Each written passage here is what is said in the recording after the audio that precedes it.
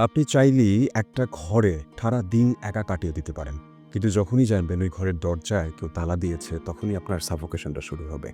আপনি যে কাজটা ভালোবেসে করেন, সেই কাজটা যখন কেউ জোর করে করাতে চায় বা আপনি যে কাজটা ইউজুয়ালি করেন, সেটা যখন কেউ বাধা দেয়, তখনই আপনার সাফোকেশন শুরু হয়, আপনার খারাপ লাগা শুরু হয়। তখনই মনে হয় আপনি পরাধীন।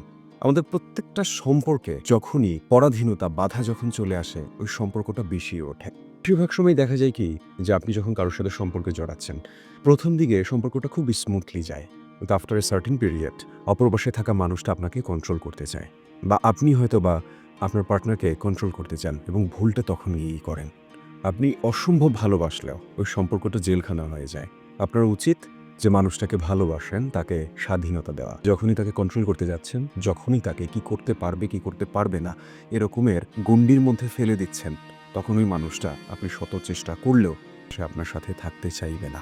আপনার সাথে পরিচিত হওয়ার আগে তার নিজের একটা জীবন ছিল। আপনি এসে সেই জীবন চেঞ্জ করতে পারেন না। আপনি হয়তোবা ভালোবেসে বলতে পারেন তার এই বিষয়গুলো ডেভেলপ করলে আপনার ভালো লাগবে।